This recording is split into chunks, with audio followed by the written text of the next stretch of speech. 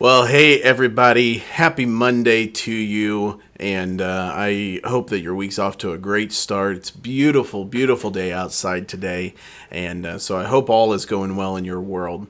I just want to take a moment here at the beginning of today's update video, and thank you for just a truly outstanding night last night. This is one that will be locked in my memory for a long, long time.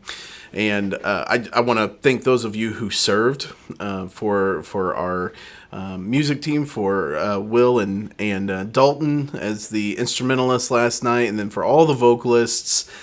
It was just a truly outstanding evening, as I've already said. I also want to thank Randy and Jeff for working behind the scenes and getting all the tech set up. Those guys were here after service and before the worship team, or before the worship team rehearsal started, and it was flawless from a tech standpoint. And so I'm really grateful for all of you.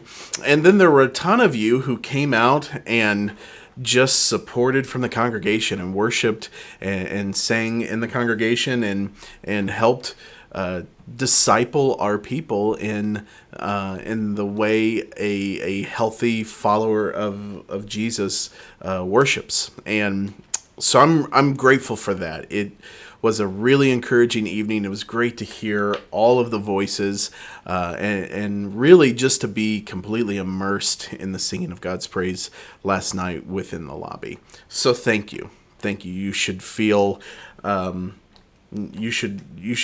feel alive, I guess, after that experience last night. I know I do. It was a very life-giving experience and also very encouraging. So thank you so much for that. And I'm looking forward to the next worship night. Well, there's a few things I want to put on your radar. We are almost officially into summer. Well, I guess unofficial. I guess Memorial Day weekend is still the unofficial start to summer. But that's coming up this weekend, so we're coming up quick. And I know with school getting out that a lot of people are making that transition to a summer schedule. I know some of you are already on vacation and soaking up some new freedom that we have this summer that we didn't have last summer, which I'm so glad that you all are taking advantage of that and do this summer. It's going to be, I think it's going to be a great opportunity to get reconnected to people we've lost touch with the last 14 months. So do take advantage of that. A couple of things that I just want to make sure stay on your radar as you're traveling and as you're in and out of town throughout the summer. And the first one is blockout dates. We will be doing another round of scheduling coming up here shortly. We'll be scheduling for July and August. However, throughout the summer, as your schedule changes and morphs, I want to encourage you to keep putting blockout dates into PCO. Keep those in there. Keep them up to date. That really helps us if we have a position that declines or drops last minute. That really helps us to know who's available and who's able to fill in. So blockout dates, they usually take less than 30 seconds. It usually takes you longer to get your device out and go to the webpage than it does to actually submit the blockout dates. And I know some of you are new.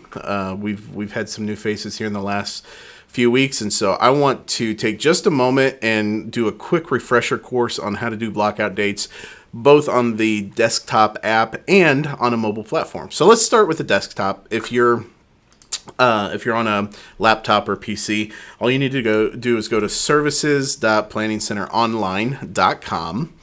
Again, I think I've mentioned this recently, but we call Planning Center Online, we shorten the name to PCO, and that's kind of how we refer to it here in-house. So if you ever see in writing or hear someone say PCO, that's what they mean. Okay, once you're here to Planning Center, go to the tab that says My Schedule and click that. And now you'll see all your upcoming events that you've been scheduled for, all the upcoming services, I should say, that you've been scheduled for. So within that, what you're going to want to do, if you want to submit a blockout date, you'll see a button here that says Add Blockout Dates. Click that button, and you'll see a calendar pop up. This is you won't necessarily see your services on there that you've already been scheduled for, but you'll see the weekends. And if you've got a date blocked out, you'll see it in red. And so all you have to do is, if you're going to submit a blockout date, we'll go to the month of June. Let's say Friday the 18th, I'm going to be out. Well, all I have to do is go in, select the start date. If I'm just out that day, all I have to do is make it an all-day event and select the 18th. And then, you can put out of town. You can put any other reason that you're in there. I do not have the clever juices flowing through my body this morning, so I can't think of anything funny to put there. But if you can, go ahead and throw it in there. Anyway, so put in out of town, whatever is causing your block out. Just give us a little indication of what's going on there, and then you can hit save block out. I'm going to go ahead and take that off so I don't save it. But then you'll see your list of blockout dates coming up over here on the left side of your screen. This is also a good thing to do if say you teach in a Sunday school class, or maybe you serve in another area, and if you're scheduled to serve coming up, it's good to go ahead and put that blockout date in too. The worship team's the only ministry that uses PCO, and so we don't see the other schedules. Maybe you volunteer in the preschool ministry once a month, and your schedule for that. Those are things that we don't know because whatever software they use, we're not connected to. So put that in as a blockout date in Planning Center. I do that for myself on Wednesday nights because there are some Wednesday nights that I'll serve with the student ministry, and then there are other Wednesday nights that we have a small songwriting collective that will meet together. And so those nights that I'm meeting with the songwriting collective, I'll put those in as blockout dates, just so Jessica knows whenever she's doing the schedule for the student ministry. That way she knows when I'm available.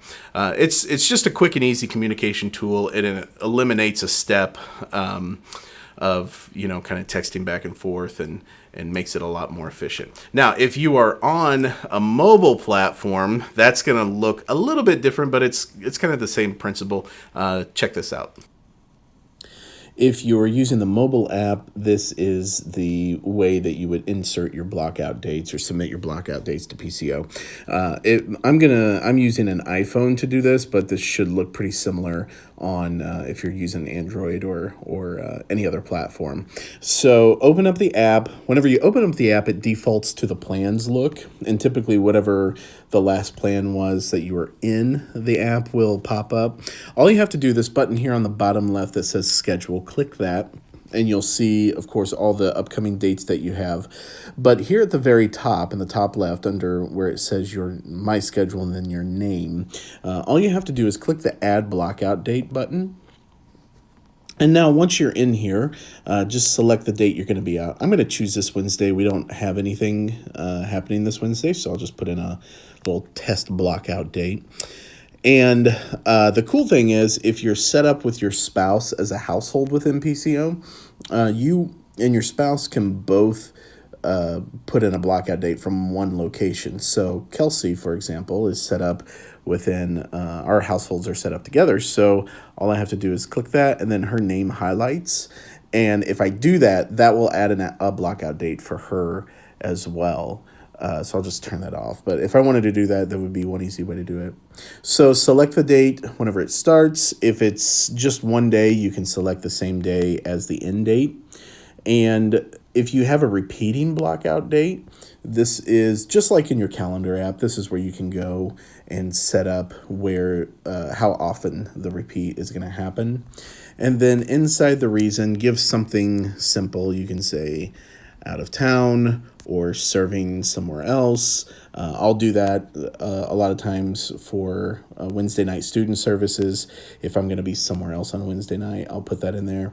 And then once you're finished, hit the check mark, and now you have a blockout date submitted in PCO. And of course, you can see all of your blockout dates then within the app.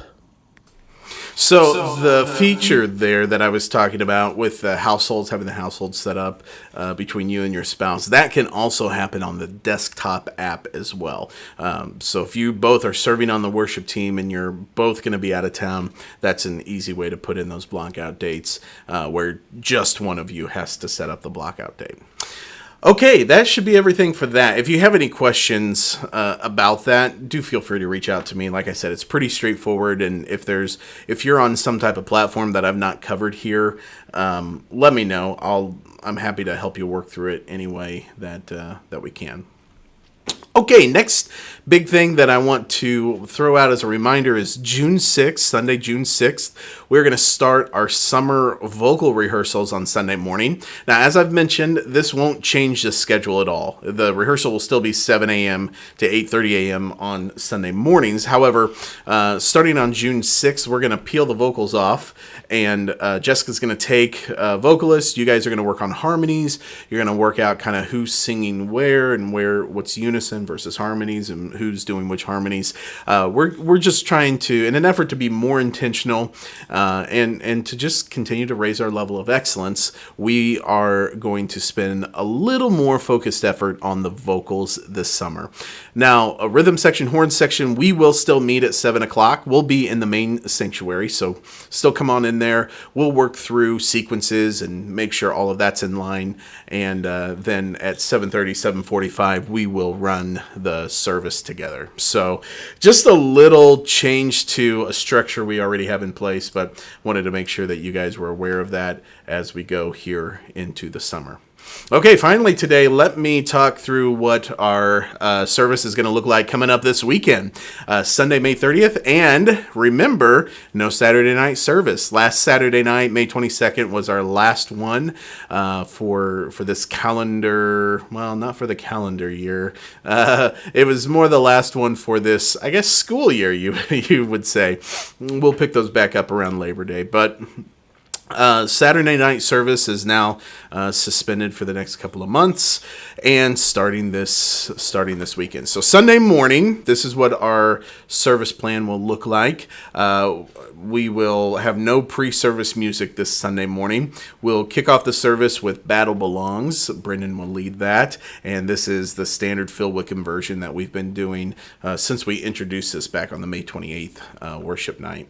We'll then go through Welcome at that point, and let me see here. Nate is speaking this weekend, and I don't remember who is on Welcome. We can take a peek here. Cindy's on Welcome. Awesome. Cindy, we're excited to have you back on doing Welcome this weekend. That's great. So Cindy will do the Welcome spot, and then we'll do our 3-song set, Good Grace, King of My Heart, and King of Kings. So Brendan will lead Good Grace, and then Amanda leading the other 2 songs. We'll then transition into the message spot. I haven't seen if Nate's going to do a bumper, or if he wants to pray and transition in that spot, but we'll let you know for sure on Sunday morning. We'll have the message, and then in the service as we've been ending it, and then Good Grace, we'll do the chorus before the bridge all the way to the end of the song there. So yeah, take a look at that, and feel free to reach out if you have any questions about what the set's going to look like this weekend. Well, I hope you guys have a great week this week, and hope you have a good holiday weekend coming up this next weekend. And if you're serving on Sunday, we will see you 7 a.m. on Sunday morning. Otherwise, have a great week.